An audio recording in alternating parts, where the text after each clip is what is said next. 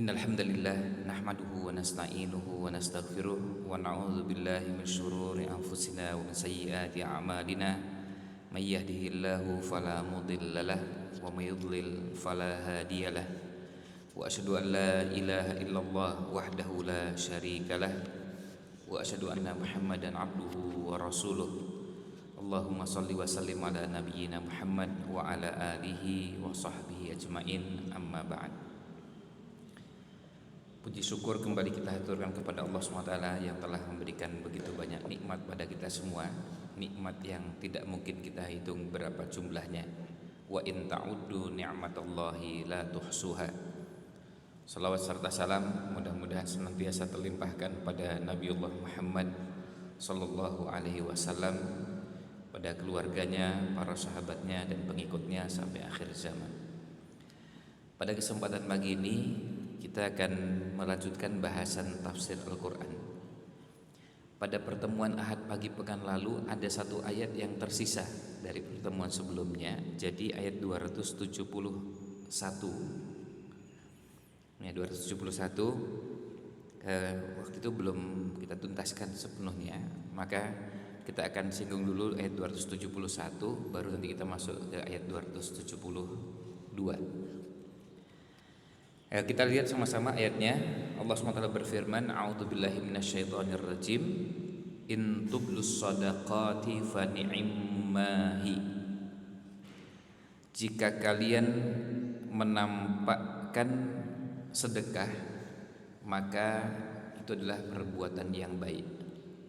Wa in tukhfuha wa tu'tuhal fuqara, dan jika kalian menyembunyikannya dan memberikan kepada orang-orang fakir, fahuwa khairul lakum, itu lebih baik bagi kalian.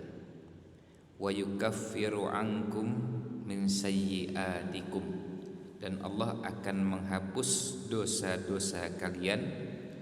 Wallahu bima ta'maluna khabir, dan Allah Maha mengetahui apa yang kalian kerjakan. Ayat ini kita akan sempurnakan penjelasannya, bahwa ayat ini menjelaskan kepada kita sedekah itu mungkin dilakukan dengan dua cara. Yang pertama dengan terang-terangan. Maksudnya terang-terangan itu terlihat di depan orang. Ada orang bisa melihat, menyaksikan sedekah yang kita keluarkan. Tapi juga ada yang bisa dilakukan dengan sembunyi-sembunyi. Jadi dua-duanya sama-sama memungkinkan, dilakukan dengan terang-terangan dan sembunyi-sembunyi. Dan dua-duanya dibenarkan dalam syariat kita. Maka orang boleh bersedekah dengan terang-terangan maupun dengan sembunyi-sembunyi. Meskipun tentu nanti akan ada yang lebih utama dalam kondisi tertentu, atau secara umum ada kondisi yang memang lebih disarankan daripada kondisi yang lain. Pada dasarnya sedekah itu yang lebih utama adalah secara sembunyi-sembunyi. Tetapi pada waktu dan tempat tertentu, keadaan tertentu, justru lebih utama dilakukan dengan terang-terangan. Kenapa yang lebih dominan adalah sembunyi-sembunyi? Karena umumnya hati manusia itu tidak kuat. Hati manusia tidak kuat untuk bisa mendapatkan ujian dan godaan, dan bertahan dengan ujian dan godaan dilihat oleh orang lain, didengar oleh orang lain, yang berpeluang untuk dipuji orang lain. Akhirnya bisa menjadi angkuh, sombong, atau penyakit-penyakit hati lainnya. Nah, itu bahasan akhirnya. Dan kemudian ini berlaku juga pada beberapa ibadah. Pada beberapa ibadah sama dengan sedekah. Kalau dilakukan sembunyi-sembunyi akan lebih utama daripada kalau dilakukan terang-terangan. Contohnya misalnya kalau kita sholat itu kalau pasti bisa dikerjakan tidak terang-terangan, itu yang lebih utama. Pada kondisi sholat berjamaah sudah pasti kita terlihat oleh orang lain. Tapi sholat sunnah yang bisa kita kerjakan dengan tidak diketahui orang lain, itu yang lebih diprioritaskan atau diutamakan. Karena kalau kita sholat sendirian atau tanpa sepengetahuan orang lain, peluang untuk bisa ikhlas lebih besar, karena kita mengerjakannya tanpa dipengaruhi oleh penglihatan orang lain. Artinya dilihat orang lain, didengar orang lain, akan berbeda dengan kalau tidak dilihat dan tidak didengar. Motivasi dan semangatnya bisa berbeda. Orang bisa jadi lebih bersemangat kalau dilihat orang lain. Nah, ini mengganggu niat ya. Ini sholat. Demikian pula amal-amal yang lain. Baca Quran kita kalau sendirian tanpa sepengetahuan orang lain, dengan baca Quran dilihat dan didengar orang lain, situasinya berbeda. Kalau kita baca Quran tanpa sepengetahuan orang lain, bisa lebih terjaga keikhlasannya, karena pada saat kita membaca, kita tidak mengharapkan orang lain mengetahui keindahan suara kita, lancarnya bacaan kita, dan berbagai niat yang mungkin muncul pada saat dilihat dan dengar orang lain. Nah, selama masih bisa dilakukan tanpa sepengetahuan orang lain, ini yang lebih utama dan lebih baik. Nah, itu prinsip umumnya. Nah, ketika disebutkan sedekah di sini berlaku juga untuk semua, yang wajib maupun yang sunnah. Maksudnya mengeluarkan zakat terang-terangan dengan mengeluarkan zakat secara sembunyi-sembunyi. Lalu mengeluarkan infak, sedekah, wakaf, dan segala bentuk ibadah maliyah, ibadah dengan harta, itu bisa dengan dua-duanya, dengan terang-terangan maupun sembunyi-sembunyi.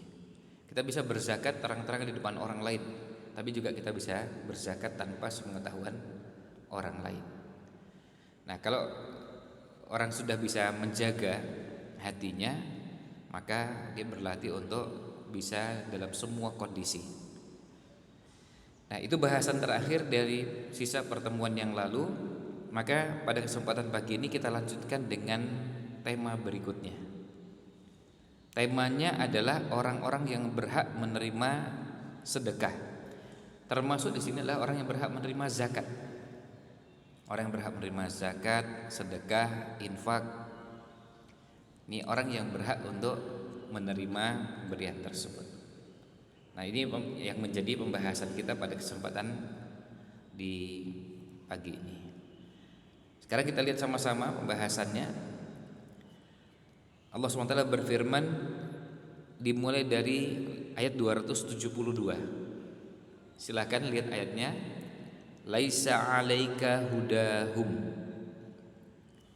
Bukan menjadi kewajibanmu, bukan menjadi tanggung jawabmu untuk memberikan hidayah mereka. Walakinnallaha, tetapi Allah Subhanahu wa taala yahdi may yasha. Allah memberikan petunjuk kepada orang yang Allah kehendaki.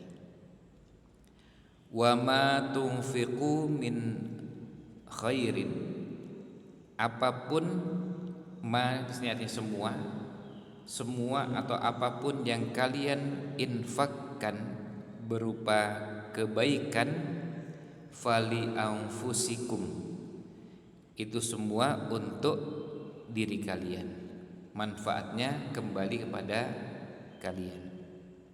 Wa ma tunfiqu, dan apapun yang kalian infakkan, illa ba'tigha'a wajhillah, itu hanya boleh dilakukan mengharapkan balasan pahala, mengharapkan wajah Allah SWT, mengharapkan balasan di sisi Allah Subhanahu wa taala. Wa ma tunfiqu min khair, apapun yang kalian infakkan dari kebaikan, yuwaffa ilaikum, akan disempurnakan balasannya untuk kalian. Wa antum, dan kalian la tudlamun, tidak akan dizalimi. Kalian tidak akan dizalimi. Ayat berikutnya, ayat 273-nya, lil fuqara, untuk orang-orang fakir. Nanti kita jelaskan ada kata yang hilang di sini. Untuk orang-orang fakir dan juga orang-orang miskin, alladzina yang uhsiru fi sabilillah, yang uhsiru mereka dibatasi, mereka disibukkan, waktunya habis, fi sabilillah di jalan Allah, sampai-sampai la yastati'una darba, mereka tidak sanggup melakukan perjalanan fil ardi di muka bumi. Yahsabuhumul jahilu aghniya, yahsabuhum yang yahsabuhum mengira terhadap mereka, al jahilu orang yang tidak kenal, orang yang tidak kenal dan tidak tahu mengira mereka itu adalah aghniya, orang yang berkecukupan. Minat ta'affufi, karena sifat iffahnya, menahan diri dari minta-minta. Ta'rifuhum bisimahum, ta'rifuhum Anda atau engkau mengenali mereka, bisimahum dengan tanda yang ada pada diri mereka. La yas'alunan nasa ilhafa, la yas'alun tidak minta-minta, an-nasa kepada orang-orang, ilhafa secara maksa, mendesak. Wama tunfiqu, dan apapun yang kalian infakkan, min khairin dari kebaikan apapun bentuknya, fa innallaha sesungguhnya Allah, bihi terhadap yang demikian itu, alimun maha mengetahui. Ayat terakhirnya ada 3 ayat sini. Alladzina, yaitu orang-orang yang yunfiquna menginfakkan, amwalahum harta mereka, bil laili wan nahar pada waktu malam dan siang. Sirron, ini nyambung dengan pembahasan tadi kita yang terakhir di ayat 271. Sirron artinya sembunyi-sembunyi, wa alaniyah dan terang-terangan. Falahum, maka bagi mereka, ajruhum pahala mereka, inda rabbihim di sisi Rabb mereka, di sisi Allah Subhanahu wa taala. Wala khaufun alaihim, tidak ada rasa takut yang akan menghampiri mereka, wala hum yahzanun, dan mereka juga tidak akan bersedih hati. Nah, ini 3 ayat dari ayat 272, 273, 274 yang akan kita bahas pada kesempatan pagi ini. Jadi pembahasannya pagi ini lumayan agak panjang, 3 ayat. Dan kenapa 3 ayat? Karena memang temanya satu kesatuan. Kita pernah sampaikan bahwa pembahasan tafsir kalau mengacu pada urutan yang ada di mushaf, mulai dari surat Al-Baqarah, lalu nanti pindah ke surat Ali Imran dan surat-surat berikutnya, kita akan dapati beberapa subtema dari ayat-ayat tersebut bagus kalau dibahas dalam satu rangkaian karena saling berhubungan. Seperti yang ada di ayat 272, 273, 274. Temanya tentang infak tapi beda dengan 270 dan 271. Kalau di ayat 270, 271 temanya tentang memberikan infaknya dan termasuk caranya. Tapi di ayat 272, 273, 274 temanya lebih kepada penerimanya. Ini pembahasannya sedikit berbeda. Tema besarnya tentang infak, tetapi subtemanya yang berbeda. Nah, itulah sebabnya kalau kita belajar Quran, kita sambil kalau sudah mulai belajar Quran, kemudian kita belajar tafsirnya, kita belajar mengenali kelompok-kelompok ayat. Misalnya seperti kalau waktu kita membahas dari awal surat Al-Baqarah, 5 ayat pertama tentang orang beriman, 2 ayat berikutnya tentang orang kafir, lalu ayat berikutnya lagi tentang orang munafik. Nah, pembahasan masing-masing kelompok ini kalau kita bahas per subbahasan akan memudahkan kita untuk memahami tema-tema yang ada dalam Al-Quran. Dan itu juga sekaligus yang menunjukkan kepada kita bahwa ketika kita dapati beberapa imam, termasuk misalnya kita dapati Imam Masjidil Haram misalnya, pada saat membaca ayat lalu berusaha untuk memotongnya itu pada tema yang memang satu kesatuan, itu menunjukkan bahwa mereka paham isinya. Sebab kalau tidak paham isinya, bisa jadi potongannya tidak tepat. Potongannya tidak tepat, bisa jadi memotong pada tempat yang sebetulnya tidak pas dipotong di situ. Itu kalau berhubungan dengan membaca Al-Qur'annya. Nah, sekarang kita coba pelajari satu persatu mulai dari ayat 272. Kita lihat dari awal ayat. Allah SWT berfirman, "Laisa 'alaika hudahum." Di sini ada kata huda, ada kata petunjuk. Ini kata kuncinya untuk satu kalimat di ayat 272 ini. Kita lihat terjemahnya, bukan menjadi kewajibanmu wahai Muhammad sallallahu alaihi wasallam untuk menjadikan mereka mendapatkan petunjuk. Kemudian lihat lanjutan ayatnya, Allah menyebutkannya, walakinnallaha yahdi may yasha. Namun Allah SWT yang akan memberikan petunjuk kepada mereka. Nah, di sini beberapa ulama tafsir, baik ulama tafsir terdahulu maupun belakangan. Kalau ulama tafsir belakangan misalnya Profesor Wahbah Zuhaili dalam tafsir Munir misalnya, atau kalau di tafsir-tafsir terdahulu kita bisa lihat ada mulai dari tafsir Tabari, tafsir Imam Ibnu Katsir, tafsir Qurtubi, jelaskan bahwa huda atau petunjuk itu ada 2 jenis. Yang pertama petunjuk huda, hidayah, yang namanya irsyad. Petunjuk yang dimaksud irsyad itu artinya petunjuk di mana kita menjelaskan, memaparkan, mengajak orang untuk mengenal dan mengikuti petunjuk tersebut.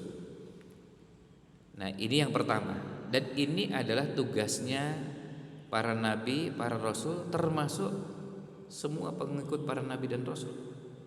Semua kita juga punya kewajiban menjelaskan itu kepada orang. Semua kita berkewajiban menjelaskan itu kepada orang sesuai dengan ilmu dan kemampuan yang dimiliki. Karena bisa jadi kita ketemu orang, ada orang yang perlu mendapatkan penjelasan tentang sesuatu, maka kita bisa jelaskan, dan itu yang menjadi kewajiban kita. Sementara yang kedua, petunjuk yang kedua, hidayah yang kedua, huda yang kedua adalah hidayah taufik. Nah, kalau taufik itu artinya sudah Allah bukakan hatinya, Allah bimbing sampai bisa mengikuti petunjuk tersebut. Nah, untuk bagian yang kedua ini, inilah yang menjadi wilayah yang sepenuhnya kekuasaan Allah SWT. Kita bisa lihat Allah SWT menegaskan kepada Rasulnya, innaka la tahdi man ahbabta. Sesungguhnya engkau tidak bisa memberikan petunjuk kepada orang yang engkau cintai. Bayangkan Nabi Muhammad SAW saja yang sudah menjadi seorang nabi, rasul, bahkan rasul ulul azmi, tidak bisa memberikan petunjuk kepada orang yang dicintai. Tetapi sebaliknya, Allah SWT bisa memberikan petunjuk kepada orang yang Allah kehendaki. Bandingkan yang pertama dicintai, yang kedua dikehendaki. Artinya levelnya kan lebih tinggi dicintai daripada dikehendaki. Allah SWT bisa memberikan petunjuk pada siapapun yang Allah kehendaki. Itu untuk menunjukkan bahwa ketika kita ngajak orang, membimbing orang, mengenalkan orang, kita berusaha, tapi sepenuhnya hasil akhirnya di tangan Allah SWT. Makanya kalau sudah bicara tentang petunjuk yang Allah bukakan kepada hati orang, kita gak bisa mengendalikannya. Bayangkan dalam hadis disebutkan bahwa nanti di akhir zaman, di hari kiamat maksudnya, nanti akan ada nabi yang dibangkitkan, pengikutnya cuma sedikit. Bahkan ada nabi yang dibangkitkan, pengikutnya cuma 1 orang. Dan kemudian di akhir hadisnya disebutkan ada nabi yang dibangkitkan, di bagian akhir hadisnya disebutkan walaysa ma'ahu ahad, gak ada pengikut sama sekali. Apa boleh kita mengatakan nabi ini gagal? Oh, gak boleh. Ada nabi yang pengikutnya cuma sedikit. Dan sedikit dan banyaknya pengikut itu tidak menjadi dasar untuk menunjukkan bahwa seorang ini dikatakan berhasil atau tidak berhasil. Itu bukan satu-satunya alat ukur. Bayangkan Nabi Nuh alaihissalam yang berdakwah 950 tahun tinggal bersama kaumnya. Berapa jumlah pengikutnya? Sedikit. Di sebagian buku tafsir disebutkan jumlah pengikutnya sekitar 80-an. 950 bagi 80 berapa? Bayangkan 950 ya, dibagi 80. Kan sekitar hampir 11 tahun. Bayangkan 11 tahun dapat 1. Kan kalah sama dai 1 juta umat yang ada di Indonesia. Lalu lebih hebat mana kan? Lebih hebat dai 1 juta umat apa lebih hebat Nabi Nuh alaihissalam? Jelas lebih hebat Nabi Nuh alaihissalam. Lebih hebat Nabi Nuh alaihissalam. Artinya gak mungkin Nabi dan Rasul dibandingkan dengan ustadz, dibandingkan dengan kiai kan gak mungkin. Jelas Nabi dan Rasul lebih mulia. Nah, tetapi hasil itu tidak menjadi satu-satunya alat ukur untuk mengukur keberhasilan dakwah. Meskipun itu bisa menjadi satu alat ukur kalau kita bicara antar kita ini. Kita bisa mengukur gimana caranya kita melihat perkembangan. Kita prihatin ya. Ketika Indonesia merdeka, jumlah kaum muslimin berapa persen? Ada yang mengatakan 95%, ada yang mengatakan 97% jumlah kaum muslimin di Indonesia. Terus itu tahun 45. Begitu masuk tahun 2000, 2010, masuk tahun 2020, jumlah kaum muslimin berapa? Sudah enggak 95 lagi, bukan enggak 90 lagi. Ada yang mengatakan sudah cuma tinggal 87%. Berarti kan berkurang. Berarti berkurang. Nah, ini jadi PR kita bersama. Karena prosentasenya berkurang. Prosentase umat Islam kok berkurang. Dulu ketika dijajah Belanda, dijajah Jepang dan sekian banyak penjajah 350 tahun, alhamdulillah bertahan. Selama penjajahan justru yang kaum muslimin yang mengalami penindasan bermacam-macam itu bertahan. Tapi begitu masuk ke alam kemerdekaan kok malah berkurang. Ini kan berarti PR kita semua. Nah, itu terkait dengan jumlah. Jadi kembali ke bahasan kita bahwa hidayah itu ada 2. Ada hidayah yang sifatnya kita cuma irsyad, memberikan petunjuk, menunjukkan, jelaskan, memaparkan. Kalau perlu berdialog. Tapi hasilnya wallahu a'lam. Hasilnya sepenuhnya di tangan Allah SWT, dan itulah namanya hidayah taufik. Maka kita tidak boleh lalu mengukur keberhasilan itu hanya dengan jumlah. Termasuk juga keberhasilan itu artinya berhasil mengubah atau tidak mengubahnya. Coba lihat Nabi Nuh alaihissalam. Anaknya beriman apa enggak? Anaknya Nabi Nuh alaihissalam kan tetap kafir, tidak beriman. Nabi Nuh alaihissalam dakwahi terus, tapi tidak beriman anaknya. Maka tidak boleh orang berkesimpulan negatif, apalagi sampai mengatakan karena ini baru belajar ilmu parenting, terus mengatakan bahwa jangan-jangan Nabi Nuh gak pernah ngerti ilmu parenting. Terus yang baru belajar ini sok pinter, sok ngerti ilmu parenting, mendidik anak. Nabi Nuh alaihissalam seorang nabi, seorang rasul yang ngerti ilmu parenting. Tapi Allah berikan ujian dan cobaan, anaknya tidak beriman. Dan Al-Quran mengenalkan kepada kita model-model. Ada yang berhasil didakwahi dan ada yang tidak berhasil. Tentu untuk jadi pelajaran bagi kita. Nabi Nuh alaihissalam mendakwahi anaknya luar biasa kerja kerasnya. Berhasil enggak? Ada yang tidak berhasil. Luqman yang Allah abadikan dalam Al-Quran di surat Luqman. Di surat Luqman ayat 13 Allah SWT berfirman, wa idh qala Luqmanu libnihi wa huwa ya'idhuhu ya bunayya la tusyrik billah. Anaknya beriman enggak? Itu kan anaknya musyrik gitu. Anaknya Luqman itu musyrik. Makanya nasihatnya apa? La tusyrik billah. Bayangkan Luqman itu kalau ini ya, kita bayangkan berada pada posisi Luqman, seorang tokoh, seorang yang wejangannya, petuahnya, nasihatnya ditunggu orang, didengar dengan baik, dicermati dan kemudian dijadikan rujukan. Tapi apa yang terjadi? Anaknya musyrik. Ini kan ujian luar biasa, beban berat yang dialami oleh Luqman. Tapi alhamdulillah dengan terus wa huwa ya'idhu, terus nasihati, ngajak, terus ngasih nasihat sampai akhirnya apa? Anaknya beriman. Bahkan di sebagian tafsir disebutkan yang musyrik itu anaknya dan istrinya. Ini ujian berat. Bayangkan kalau misalnya ada ustadz, ada kiai, ada syekh, lalu anaknya musyrik. Itu ujian berat.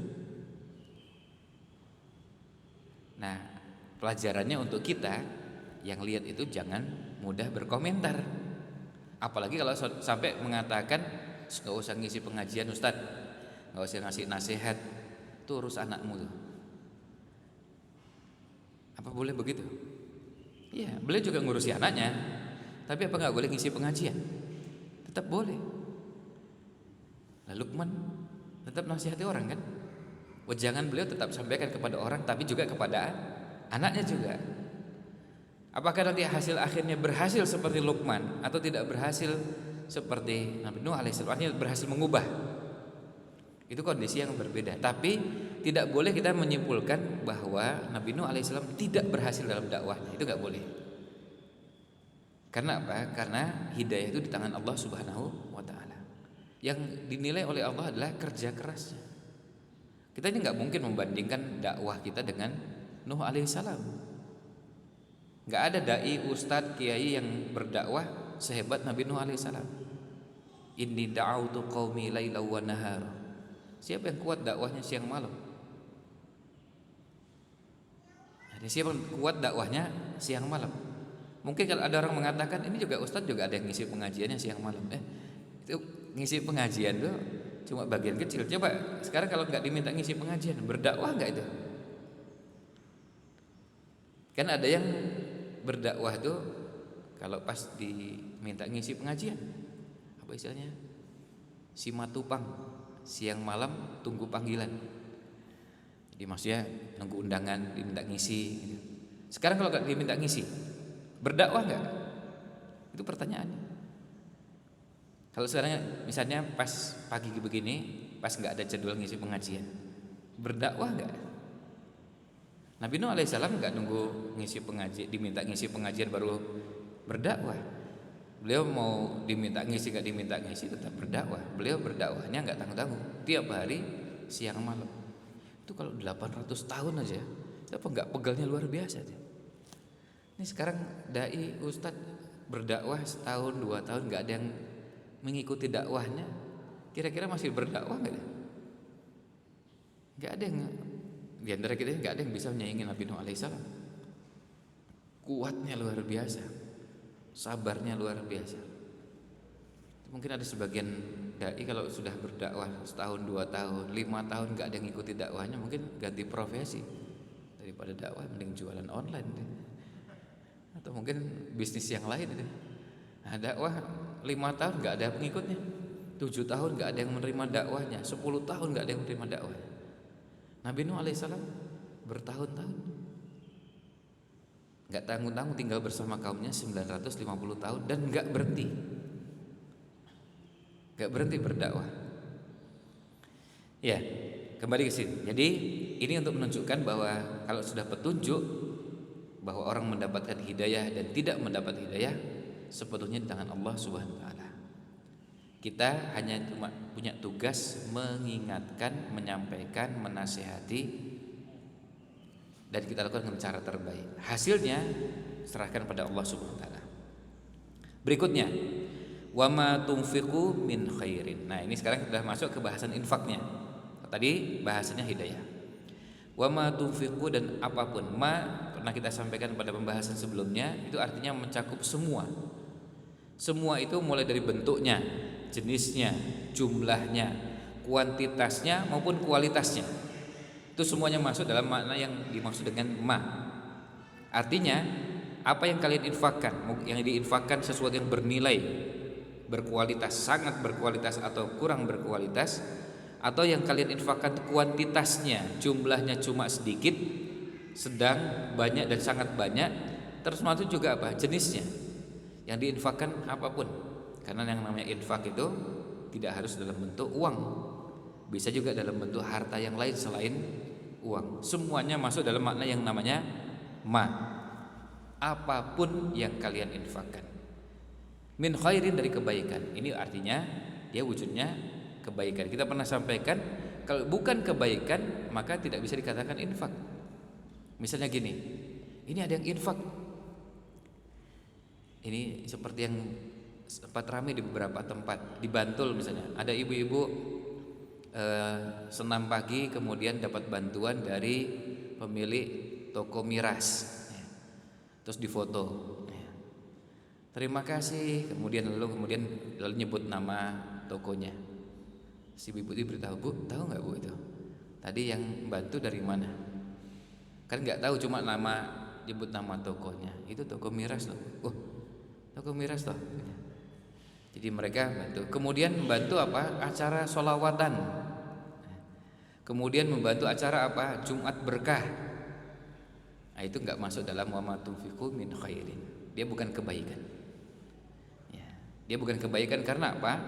Karena semua yang berhubungan dengan khamr itu terkutuk, terlaknat. Yang mendapat laknat siapa? Semuanya. Pemodalnya, pembuatnya, produsennya, kemudian yang jualannya, yang menuangkan, kemudian yang mengirimkan, hanya delivery juga. Ini kalau ngirim pakai jasa apapun kena dalam laknat. Terus yang bagian kasirnya mencatat juga. Tapi saya nggak minum, iya nggak minum, tapi ikut bagian pembukuan juga kena laknat.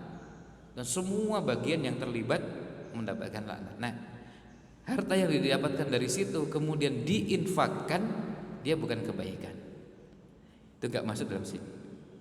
Maka tidak ada istilah, oh ini sedekah, infak, atau tadi namanya Jumat berkah. Oh, nggak bisa. Itu bukan Jumat berkah. Ketika sumbernya terkutuk, terlaknat. Karena nggak ada ceritanya berkah itu dari sumber yang terkutuk. Artinya sesuatu yang menjadi kutukan itu isinya keburukan dan isinya kegelapan, bahkan isinya bisa mengarah kepada kesengsaraan kehidupan, bisa di dunia maupun di akhirat. Ya. Kemudian di sini disebutkan fali anfusikum. Maka apapun yang kalian infakkan, ini kebaikannya akan kembali kepada diri kalian. Kenapa? Karena Allah SWT itu maha kaya. Seandainya kita tidak berinfak, Allah tetap maha kaya. Allah tidak membutuhkan sedikit pun, secuil pun infak yang kita berikan. Justru yang berkepentingan adalah kita. Karena apa? Manfaatnya kembali pada kita. Segala infak yang kita berikan manfaatnya kembali pada kita, baik manfaat dunia maupun manfaat akhirat. Manfaat dunia misalnya, kita alhamdulillah bisa membahagiakan orang. Dan ada kebahagiaan tersendiri yang kita dapatkan ketika kita bisa membahagiakan orang. Orang jadi senang, orang jadi tercukupi kebutuhannya, ada kepuasan yang susah untuk terbayarkan. Kita mendapatkan manfaat. Itu cuma bagian kecil. Tentu kalau menyebutkan manfaat akan sangat banyak. Termasuk juga manfaat di akhirat, ada balasan di sisi Allah SWT.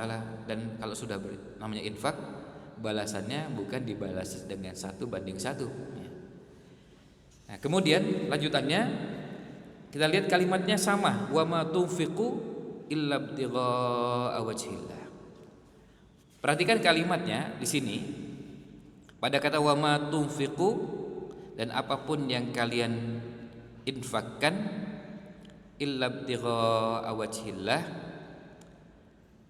hanya boleh ditujukan mengharapkan balasan dari sisi Allah Subhanahu wa taala. Nah, ayat ini dengan redaksi seperti ini oleh sebagian ulama ini dilihat dari sisi dari sisi balaghahnya, ini adalah struktur kalimat dalam bahasa Arab namanya khobar, kalimat berita, tapi isinya yang ada di ayat ini adalah nahi, larangan. Kita pernah mengulas pada beberapa bulan yang lalu pada firman Allah Ta'ala, wal walidatu yurdi'na auladahunna haulaini kamilain liman arada ayyutimmar radha'ah. Kalimatnya kalimat berita. Para ibu menyusui anaknya 2 tahun secara sempurna. Kalimatnya khobar, kalimat berita, tetapi isinya amr, perintah di tempat tersebut. Maksudnya ini perintah kepada para ibu, tolong susui anaknya sampai kira-kira 2 tahun. Di sini sama, kalimatnya berita tapi maknanya larangan. Kalimatnya khobar tapi maknanya nahi. Kalau di sana kalimatnya khobar tapi maknanya amr, perintah. Kalau di sini larangan. Artinya, maka kalau mau kita terjemahkan, ini untuk menunjukkan bahwa tidak boleh kalian berinfak kecuali hanya mengharapkan balasan dan pahala di sisi Allah SWT. Itu artinya kita tidak boleh berinfak mengharapkan pujian, mengharapkan penghargaan, mengharapkan agar kita dikenal sebagai orang yang dermawan, mengharapkan untuk meningkatkan status sosial kita, mengharapkan yang lain yang sifatnya duniawi. Nah, kalimatnya kalimat berita, tetapi maknanya larangan. Artinya tidak boleh kalian berinfak kecuali hanya mengharapkan balasan dari sisi Allah Subhanahu wa taala. Nah, itu kalimat khabar tetapi maknanya nahi. Jadi jangan kalian mencari balasan dari sedekah kecuali hanya mengharapkan balasan dari sisi Allah Subhanahu wa taala. Selanjutnya wa ma tunfiqu min khairin. Diulang lagi yang sebelumnya, apapun yang kalian infakkan dari kebaikan yuwaffa. Nah, wafa itu artinya disempurnakan, dibalas dengan utuh, sempurna dan tidak ada yang terkurangi sedikit pun.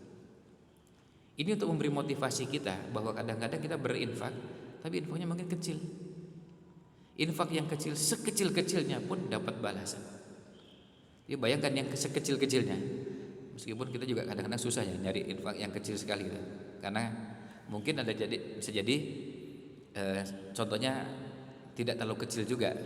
Misalnya berinfak cuma Rp2.000, kan bukan terkecil juga. Kan ada uang pecahan 1.000, ada pecahan 500, pecahan 200, atau pecahan yang lain. Nah, tetapi ini untuk memotivasi kita bahwa kalau kita berinfak, meskipun infaknya cuma nilai yang sangat kecil, yuwaffa ilaikum, akan diberikan balasan secara sempurna, utuh. Kita tidak rugi. Ini memotivasi, berarti apa? Kalau gitu saya tak infak lagi. Kemarin infak, hari ini juga infak. Terus besok insya Allah akan infak lagi. Tapi cuma bisa sedikit, enggak apa-apa sedikit. Orang bilang sedikit demi sedikit lama-lama menjadi bukit. Nah, dalam syariat kita kalau sudah infak sedikit aja diberikan balasan yang sempurna, apalagi kalau banyak. Selain juga yang kedua ayat ini juga memotivasi kita bahwa berinfak itu tidak menunggu jadi kaya baru berinfak. Jangan kita punya pikiran saya berinfaknya nanti. Sekarang saya masih jadi mahasiswa, mau berinfak juga susah nih. Apa nggak bisa? Oh bisa. Tapi cuma bisanya sedikit. Ya itu yang dilatih. Sebab gini, kalau nggak dilatih dari yang sedikit, nanti pada saat tiba-tiba apa istilahnya orang kaya baru ya. Jadi OKB ya, orang kaya baru, artinya baru kaya mendadak ya. Tiba-tiba omsetnya meningkat, penghasilannya tiba-tiba begitu besarnya. Nah sudah begitu, karena nggak terlatih sejak dulu, maka ketika berinfak berat. Karena begitu ngitung, oh banyak juga ya. Kalau nginfak segini, kok besar sekali. Sebetulnya kecil, ya, kalau dari sisi persentase, tapi karena baru kaya, tiba-tiba dapat uang banyak, rasanya berinfak sekian juta itu besar sekali. Padahal itu nggak mencapai 0,1%-nya. Kenapa? Karena tiba-tiba kaya atau baru kaya. Maka kita latih sejak kecil. Kita latih sejak kita belum menjadi kaya. Nah, ini yuwaffa ilaikum, kemudian wa antum la tudlamun. Kata wa antum la tudlamun itu seakan-akan menjadi penegasan bahwa kalian tidak akan dizalimi sedikit pun. Maka infak yang kita keluarkan akan mendapatkan balasannya akan utuh, dan infak yang dikeluarkan itu tidak ada secuil pun yang tidak akan diberikan balasan. Akan mendapatkan balasan yang sempurna. Selanjutnya ayat 273. Sekarang kita lihat yang berhak mendapatkan infak. Lil fuqara, ya, untuk orang-orang fakir. Kata ini dalam bahasa Arab mengesankan bahwa ada yang terputus atau ada yang hilang. Dan ini menjadi pelajaran berharga bagi kita. Kalau kita mengenal Quran, kita harus mulai belajar dalam struktur bahasa Arab, dalam ilmu nahwu. Itu kita akan biasa temukan Quran itu kadang-kadang menggunakan kalimat yang tidak sempurna. Dan ada sekian banyak alasan. Kita pernah membahas tentang bismillah. Kata bismillah itu kalimat tidak sempurna. Kalau bismillah itu dianggap mubtada, khobarnya enggak ada. Kalau bismillah dianggap khobar, mubtadanya tidak ada. Padahal kalimat sempurna itu harus ada mubtada dan khobar. Seperti kalau kita dalam bahasa Indonesia mengenal ada namanya subjek dan predikat. Ini cuma tiba-tiba kalimatnya dengan nama Allah. Apa yang dengan nama Allah itu? Dia kalimat tidak sempurna. Tapi ternyata dengan tidak sempurnanya itu dia justru menjadi sempurna. Karena apa? Kata bismillah bisa digunakan dalam semua keadaan. Ketika saya membaca buku begini lalu saya bismillah, artinya saya membaca buku dengan nama Allah. Malah jadi bisa. Nah, di depan saya ini ada minum. Begitu saya mau minum, saya mengucapkan bismillah, maksudnya saya minum dengan nama Allah. Lalu saya mau mengerjakan pekerjaan yang lain, lalu saya mengucapkan bismillah. Nah, itu pekerjaannya tinggal diisi sesuai dengan jenis pekerjaannya. Maka kata bismillah yang tidak sempurna, struktur kalimatnya justru menjadi sempurna. Dan di sini lil fuqara ini ada kata yang hilang di sini. Ada beberapa penjelasan dari beberapa ulama tentang apa yang dihilangkan di sini. Bisa maknanya bahwa lil fuqara di sini kalimat di depannya maksudnya adalah as-shadaqatu lil fuqara. Sedekah itu termasuk juga zakat, ya, karena sedekah itu ada yang wajib dan yang sunnah. Zakat, infak, sedekah itu untuk orang-orang fakir. Jadi maksudnya begitu. Itu yang pertama. Yang kedua, bisa maknanya diambil dari ayat sebelumnya, wa ma tunfiqu min khairin lil fuqara. Jadi kebaikan apapun yang kalian infakkan itu ditujukan kemana? Untuk orang-orang fakir. Jadi yang kedua, jadi bisa maksudnya adalah tadi kan di ayat sebelumnya cuma disebutkan apapun yang kalian infakkan dari kebaikan. Terus sasarannya kemana itu? Nah, ditujukan kepada lil fuqara di ayat ke-273-nya. Untuk orang-orang fakir. Jadi orang-orang fakir berhak untuk mendapatkan apa yang kalian infakkan dari kebaikan. Kemudian yang ketiga, bisa kata yang dihilangkan itu adalah kata kerja yang maksudnya adalah berikanlah sedekah itu secara sengaja ditujukan kepada orang fakir. I'madu lil fuqara. Jadi secara sengaja sedekah kita ini ditujukan kepada orang-orang fakir. Artinya kita ini secara sengaja mencari, berusaha untuk supaya sedekah kita, infak kita ini tepat sasaran.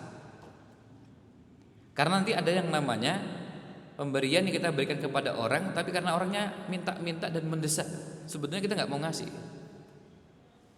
Pernah nggak ketemu orang yang seperti itu? Ada orang tuh minta, tapi mintanya mendesak.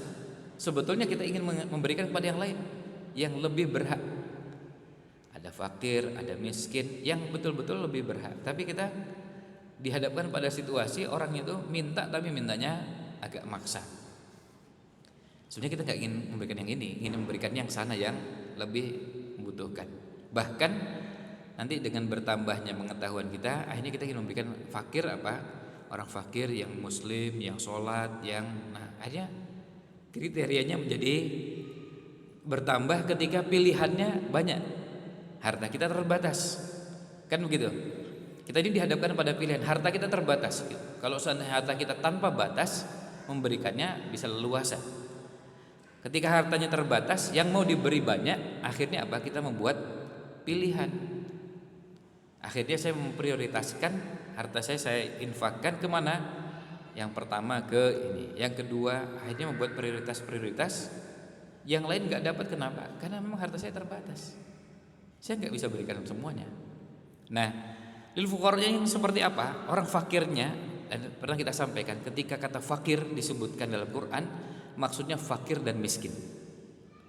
Ketika disebutkan fakir saja, maka maksudnya fakir dan miskin. Tetapi ketika disebutkan bersamaan, fakir dan miskin bersamaan, maka fakir punya makna berbeda dengan miskin. Innamas shadaqatu lil fuqara'i wal masakin. Ketika disebutkan ada fuqara dan masakin, berarti kata fakir dan kata miskin punya makna yang berbeda. Ada kaidah di kalangan para ulama, idza ijtama'a iftaraqa wa idza iftaraqa istama'a. Itu kaidahnya. Artinya ketika disebutkan fakir dan miskin bersamaan, maka fakir punya makna berbeda dengan miskin. Tapi ketika disebutkan salah satunya, maka mewakili makna yang lain. Maka boleh kalau kita menerjemahkannya lil fuqara di sini maksudnya sedekah, nafkah, infak yang kita keluarkan itu untuk fakir dan miskin.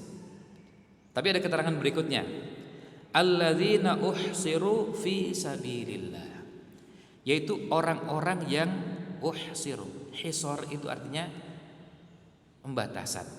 Maksudnya orang-orang yang mereka ini waktunya, tenaganya, pikirannya, hartanya mereka sudah habis sibuk di jalan Allah Subhanahu wa taala.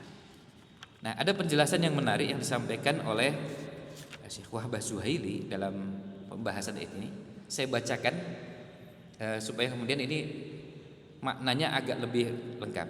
Beliau mengatakan, jadi yang disebutkan di sini kan yang pertama ya, uhsiru fi sabilillah. Kalau terjemah harfiahnya yang terikat di jalan Allah Subhanahu wa taala. Yang dibatasi dan mereka tidak bisa beraktivitas yang lain, aktivitasnya hanya sibuk fi sabilillah. Kata beliau, yaitu orang-orang yang menyerahkan diri untuk berjihad. Lihat, untuk berjihad dan beramal di jalan keridhaan Allah Subhanahu wa taala. Seperti menuntut ilmu. Artinya yang belajar ini juga masuk di situ. Karena jika seandainya mereka juga sibuk bekerja seperti yang lain, maka akan banyak kemaslahatan dan kepentingan umum yang terbengkalai. Mereka adalah orang-orang yang mengorbankan diri demi umat, para pejuang dan para pemimpin umat yang selalu bekerja dan berjuang demi umat, baik ketika dalam keadaan perang maupun dalam keadaan damai, baik ketika dalam keadaan krisis dan sulit maupun dalam keadaan makmur dan sentosa. Nah, ayat ini akhirnya menunjukkan pada kita bahwa ini bisa berlaku kalau di zaman kita sekarang ke siapa? Termasuk kepada para dai, para ustadz yang waktunya habis dan mereka termasuk fuqara. Kalau para ustadz yang berkecukupan nggak masuk dalam bahasan ini. Tapi para ustadz yang waktunya, tenaganya, pikirannya habis untuk itu. Ini saya pernah kumpul dalam sebuah majelis dengan beberapa ustadz. Kebetulan saya punya beberapa majelis. Ya. Nah, suatu ketika itu ada ustadz cerita begini. Saya pernah nyampaikan kepada salah satu jamaah, Pak, gimana kalau kita berbagi? Sedangkan bekerja, silakan bekerja dan cari nafkah. Saya yang tak sibuk di sini. Ada yang ngurusi umat ini, ngasih pengajian, ngajar ngaji, terus membina, menerima konsultasi, kemudian ngurusi masjid. Karena kalau nggak ada yang ngurus ini, nggak ada yang bisa memperhatikan kondisi dan termasuk perubahan-perubahan yang ada. Nggak ada yang mengawal situasinya. Gimana kalau berbagi seperti itu? Tapi tolong kami dibantu. Sebab kalau mencari nafkah kemudian bekerja, saya juga mau seperti yang jenengan lakukan, dan saya juga bisa. Tapi siapa yang ngurus ini? Siapa yang ngurusin? Karena kan nggak bisa kita mengatakan, ya mbok yang ngurusin masjid itu ikhlas lillahi ta'ala, lalu kemudian nggak dikasih apa-apa. Terus ini kehidupan sehari-harinya apa ini? Kan mereka juga manusia biasa seperti kita, kan perlu makan. Terus makannya dari mana? Apa ngurusi masjid harus ikhlas tuh berarti nggak digaji? Terus ngajar juga nggak digaji? Terus kemudian semuanya pokoknya ikhlas. Ikhlas itu artinya nggak digaji. Terus ya suruh puasa. Kan ustadz harusnya puasanya udah puasa Daud. Emang begitu caranya? Enggak begitu pemahamannya. Bahkan kalau kita lihat dalam sejarah Islam, artinya kita belajar tentang konsep wakaf yang pernah dikenal sejak zaman Rasul SAW, kemudian zaman Bani Umayyah, Bani Abbasiyah, sampai ke Khilafatul Utsmani. Coba lihat di beberapa masa itu dana wakaf itu diberikan ke beberapa, salah satunya adalah kepada para pengajar. Dan dalam beberapa masa itu gaji terbesar itu adalah untuk guru. Yang kedua dokter. Yang kedua dokter, baru nanti yang lain. Tapi kan kita hidup di zaman yang tidak seperti itu. Sekarang kalau kita bicara tentang apresiasi terbesar untuk siapa? Siapa yang paling besar? Pemain sepak bola. Iya kan? Pemain sepak bola gajinya berapa? Pemain sepak bola yang nggak usah yang klub yang Manchester United, nggak usah yang itu, yang ini aja, yang Sleman itu. Iya. Berapa gajinya pemain PSIS atau kemudian di kalau Bandung Persib, Persija itu berapa gajinya? Dengan gaji guru besar mana, Pak? Dengan gaji dosen besar mana, Pak? Yang dosen ini, Pak. Pemain sepak bola kan? Ada gak gaji pemain sepak bola per bulannya 2 juta gitu? 3 juta ada? Atau 5 juta lah? Ada gak gaji pemain sepak bola 5 juta? Jadi bukan, jangan pemain yang itu tadi yang saya sebutkan, Liverpool, Manchester United, kemudian Chelsea. Wah, itu yang dunia, jangan itu. Kali itu kan sudah tahu ya, angkanya miliaran kan kalau dirupiahkan. Itu sudah jelas. Itu fasilitas macam-macamnya ada. Saya nggak bicara yang itu. Yang ini yang itu di kabupaten kota itu di ya PSIM dan aneh seterusnya. Dulu kalau zamannya ini bapak-bapak, ibu-ibu yang usianya di atas 50 tahun kan kenal di zamannya Ajat Sudrajat ya, pemain Persib. Kan karyawan PLN. Terus sekarang katanya sampai resign dari PLN-nya karena daripada kerja di PLN lebih besar jadi pemain sepak bola. Lebih besar iya pemain sepak bola besar lah ini. Artinya gaji yang didapatkan. Sementara kalau jadi guru, wah, ya memang harus bersabar ya. Saya kemarin dapat istilah dari salah seorang kiai ketika ngobrol. Ya tapi ya, kan nggak bisa kita ini modelnya malaikatan katanya. Oh malaikatan, ya malaikatan itu maksudnya nggak perlu digaji, nggak perlu dibayar, pokoknya lillahi ta'ala. Tapi lillahi ta'ala itu maksudnya nggak dibayar sama sekali ya pokoknya suruh puasa, suruh nggak makan, nggak minum, dan tidak diberikan apapun ya. Nah, di poin ini Profesor Wahbah Zuhaili menjelaskan bahwa orang yang waktunya, tenaganya, pikirannya habis untuk ngurusi umat, ini termasuk yang berhak untuk mendapatkan infak. Alladzina uhsiru fi sabilillah, yang waktu mereka habis untuk itu. Tadi karena memang ada yang kalau seandainya mereka diminta untuk bekerja, mereka juga bilang kami juga bisa bekerja. Cuma yang ngurus ini siapa nih? Maka tadi saya ceritakan ada salah seorang ustaz yang mengusulkan ayo kita berbagi. Jadi berbagi peran. Antum juga insya Allah dapat pahala. Yang bekerja juga dapat pahala. Nanti kalau sudah dapat penghasilan, tolong berbagi untuk kegiatan ini. Karena kegiatan yang berhubungan dengan keumatan ini juga perlu biaya. Yang beliau sampaikan kalau seandainya saya bekerja saya juga bisa. Tapi yang ngurusi umat siapa nih? Dan perlu dipahami kalau sudah bicara tentang ngurusi umat itu jangan dibayangkan maknanya cuma ngisi pengajian. Oh enggak. Bukan cuma ngisi pengajian. Ngisi pengajian itu cuma salah satu bagian. Makanya kenapa salah besar kalau orang memahami dakwah itu dimaknai dengan hanya ngisi pengajian. Kadang-kadang dakwah itu harus ketemu orang. Dakwah itu kadang-kadang menerima konsultasi orang. Dakwah itu kadang-kadang kita harus menyelesaikan persoalan yang dihadapi orang. Dan beberapa pekerjaan itu kita harus meluangkan waktu, tenaga, termasuk kadang-kadang biaya karena datang ke tempat tersebut dan tidak ada apa-apanya. Kalau kita bicara dari sisi penghasilan. Tapi itu harus diselesaikan karena memang ada beberapa persoalan yang nggak bisa kalau nggak diselesaikan dengan cara seperti itu. Kalau dengan pengajian lalu selesai semua persoalan? Enggak. Banyak persoalan yang nggak bisa selesai dengan pengajian karena mereka nggak ikut pengajian. Yang paling gampang sekarang gini lah, untuk mengkomunikasikan isu yang sedang hangat di Jogja ini tentang miras. Itu kalau dengan pengajian selesai enggak itu? Pengajian jadi salah satu bagian komponen dari penyelesaian masalah itu, tapi bukan satu-satunya. Dan apa dengan pengajian langsung selesai? Enggak. Karena ada yang harus dengan cara apa?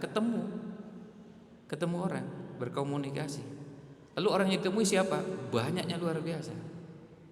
Orang istilahkan stakeholder yang terlibat dengan miras ini. Ketemu gubernur, DPRD.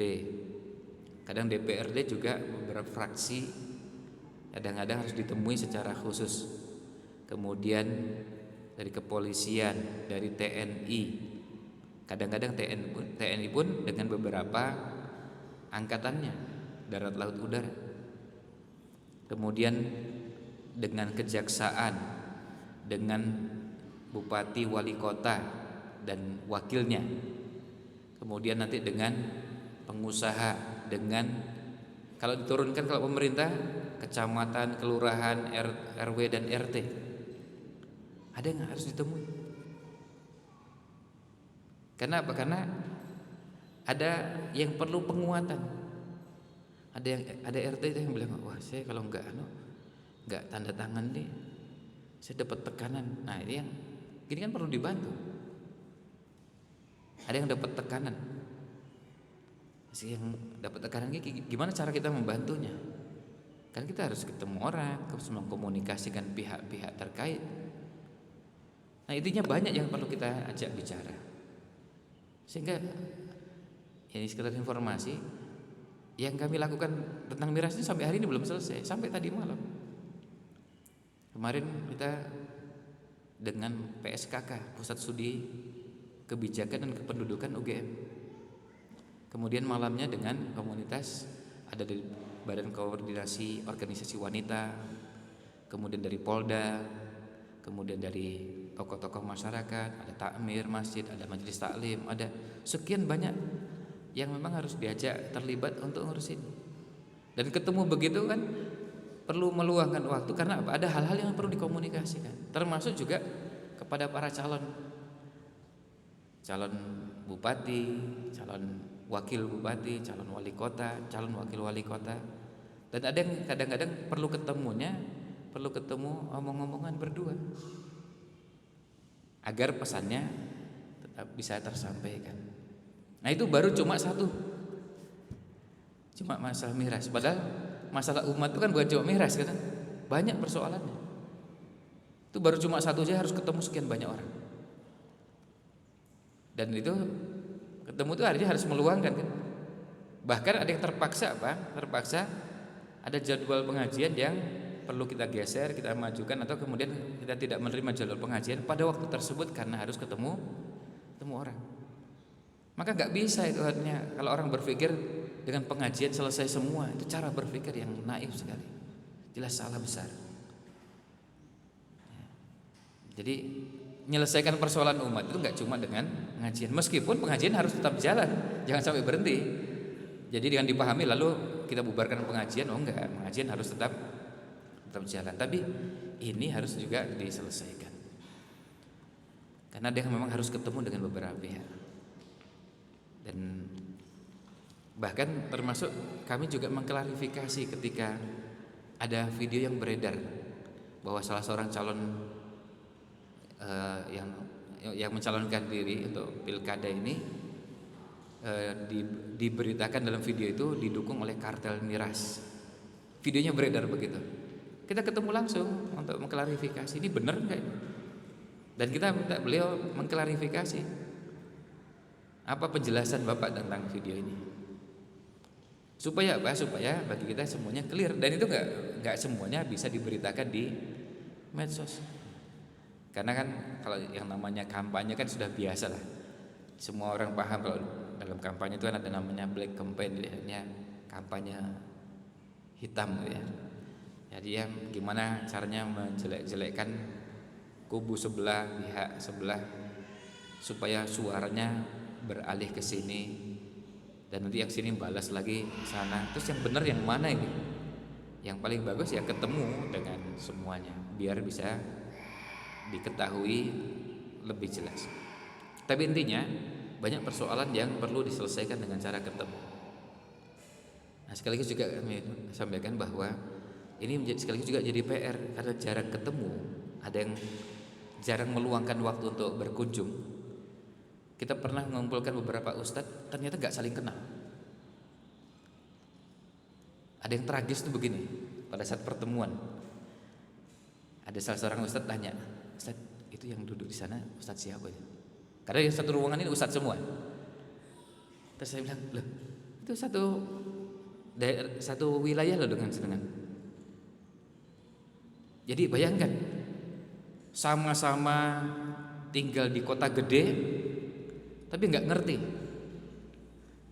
Bayangkan wajah aja nggak ngerti.